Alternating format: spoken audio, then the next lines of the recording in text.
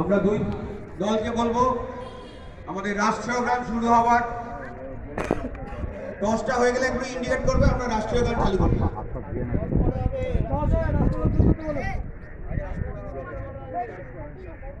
আগে রাষ্ট্রীয় গান সবাইকে বলো দাঁড়িয়ে থাক।